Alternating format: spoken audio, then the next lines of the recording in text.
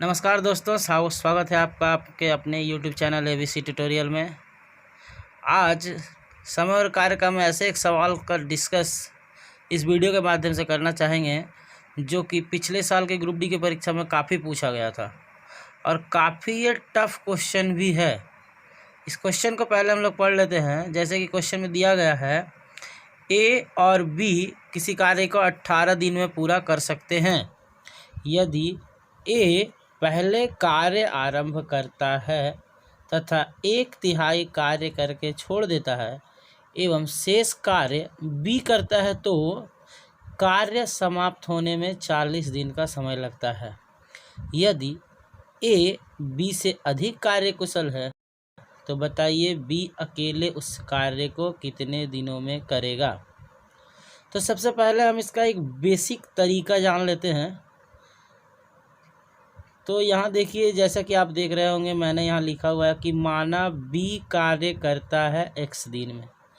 मैंने इसलिए माना है कि बी कार्य करता है क्योंकि सवाल में पूछा गया है बी के बारे में। बताइए बी अकेले उस कार्य को कितने दिनों में करेगा, इसलिए मैंने माना है बी कार्य करता है x दिन में। अब देखिए यहाँ मैंने लिखा है कि ए और बी 18 दिन में करते हैं और बी जो कि हमने माना था कि x दिन में कार्य करता है। इस प्रकार से हम इस दोनों का एलसीएम जो कि एक कार्य कहलाता है ले सकते हैं हम लोग 18x। इस 18x के आधार पर हम ए और बी की कार्य क्षमता निकाल सकते हैं x, एक दिन की जो कार्य क्षमता होती है, जबकि बी की कार्य क्षमता निकाल सकते हैं हम 18। अब अगर ए और बी की कार्य क्षमता x है तथा बी की अकेले की कार्य क्षमता 18 है तो हम कह सकते हैं कि ए की कार्य क्षमता x - 18 होगी। अब आते हैं, सवाल में लिखा गया था कि ए 1/3 कार्य करके छोड़ देता है, अर्थात हम कह सकते हैं कि ए का कार्य कितना होगा, 18x का 1/3 अर्थात 6x। यह 18x कहाँ से आया आप जानते होंगे, हमारा एलसीएम आया था 18x और यही एलसीएम हमारा काम होता है। अब अगर ए का कार्य 6x है तो हम बी का कार्य उसमें से माइनस करके निकाल सकते हैं 12x, या 18x का 2/3 निकालेंगे तो वो आएगा 12x। अब प्रश्न के आधार पर ए और बी मिलकर काम करते हैं 40 दिन में। लिखा हुआ है यहाँ पर कि ए 1/3 कार्य करके छोड़ देता है तथा शेष कार्य बी करता है तो कार्य समाप्त होने में 40 दिन का समय लगता है। इसी चीज़ को हम यहाँ देख रहे हैं कि ए और बी मिलकर करेगा तो कितने दिन लग रहे हैं, 40 दिन। अब ए का कार्य कितना है दोस्तों, तो 6x। ए की कार्य क्षमता कितनी है, तो x - 18। अब 6x बाई x - 18 ये ए का समय है, प्लस 12x जो कि बी का कार्य था और बी की कार्य क्षमता 18 थी, तो बी का समय कितना हो गया, 12x/18 और इसी दोनों के समय का योग 40 होगा। अब आगे देखिए, हमने क्या किया है, इस दोनों में से 6x को कॉमन ले लिया है। 6x जैसे ही हम कॉमन लेते हैं यहाँ बचेगा 1/x - 18 प्लस 2/18। 6x इसमें से जाएगा तो 2 बचेगा और बाई 18 हमने इसे ऊपर नीचे काट दिया 1/9 करके, इजिकल टू 40। अब ये जो 6x है, हम 2 से अगर 6 को काटे तो 3 आएगा और 2 से हम 40 को काटे तो 20 आएगा।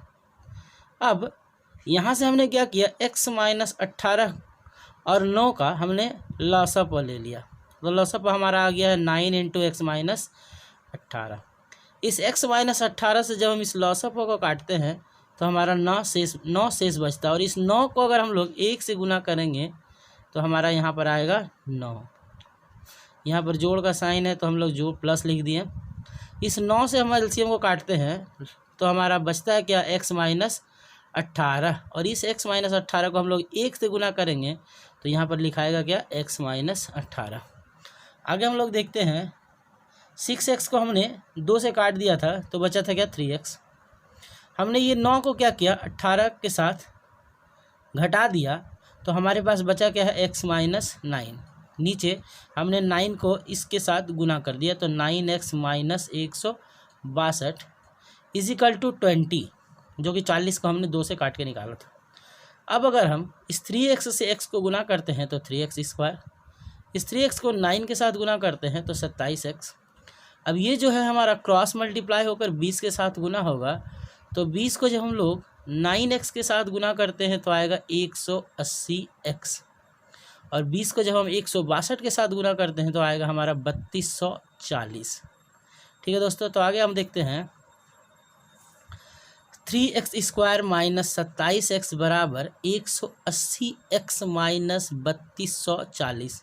अब इस पूरे पार्ट को हम क्या करेंगे, इस तरफ ले आएंगे, तो हमारा आएगा क्या 3x square minus 27x minus 180x plus 3240 equal to 0। अब हमने क्या किया, 27x और 180x को जोड़ दिया है, तो आ जाएगा 3x square minus 207x plus 3240 equal to 0। अब इस पूरे पार्ट से हम 3 कॉमन ले सकते हैं, तो हमने अब देख रहे हैं कि 3 जैसे ही हमने कॉमन लिया तो इसके पास से बच गया x स्क्वायर, इसके पास से बच गया वो 69x, और इसके पास से बच जाएगा 1080 इजिकल टू 0। हम जानते हैं अब 3 को अगर हम इसके नीचे लेके आते हैं तो इसमें कोई फ़र्क नहीं पड़ेगा और ये हो जाएगा 0। इस प्रकार से x square minus 69x plus 1080 equal to 0। अभी आप लोग जानते होंगे कि इस चीज़ को हम लोग मिडिल फैक्टर में तोड़ते हैं, और इस प्रकार से तोड़ते हैं कि इसका और इसका गुणनफल जो भी हो जोड़ने से 69 आ जाए। हमने साइड में पहले ही करके रख लिया है, तो आप इसको करके देख सकते हैं कि x square minus 45x minus 24x plus 1080 रखने से ये पूरा हमारा फैक्टर जो है वो सेटिस्फाइड हो जाएगा। अब हम क्या करेंगे, इस दोनों से हम x को कॉमन ले लेंगे, जिसके कारण यहाँ हमारा बचेगा x, यहाँ हमारा बचेगा -45। इस दोनों से अगर हम -24 कॉमन लेते हैं तो हमारा बचेगा x, और इससे अगर हम -24 कॉमन लेंगे तो हमारा बचेगा -45 बराबर 0 दिया हुआ है। अब x माइनस 45 दोनों जगह है, तो हम क्या कर सकते हैं कि x माइनस 45 को कॉमन ले लिए, हमारे पास बचेगा x माइनस 45 गुने x माइनस 24 बराबर 0। अगर इस प्रकार के फैक्टर आपके पास आते हैं तो आप जानते होंगे कि ये दोनों चीज़ें 0 के बराबर होती है, यानी हम कह सकते हैं कि x माइनस 45 बराबर 0 और x माइनस 24 बराबर 0। यानी यहाँ से कहा जा सकता है कि x बराबर 45 और यहाँ से कहा जा सकता है x बराबर 24। अब x के यहाँ पर 2 वैल्यू आ गए हैं। अगर सवाल में 45 भी ऑप्शन में है और 24 भी ऑप्शन में है, तो आपको ये देखना होगा कि सवाल में बोला गया है कि a b से अधिक कार्यकुशल है। अगर हम 45 को रख कर बनाते हैं तो देखिए a b कितने दिनों में कर रहा है, 18 दिनों में। हमारे सवाल से निकल रहा है क्या, b कितने दिनों में कर रहा है, 45 दिनों में। इस प्रकार से अगर हम रखेंगे तो 45 से हमारा जवाब जो है वो संतुष्ट हो जाएगा, जबकि 24 रखने से वो जवाब संतुष्ट नहीं होगा। तो इसका सही आंसर होगा 45 दिन।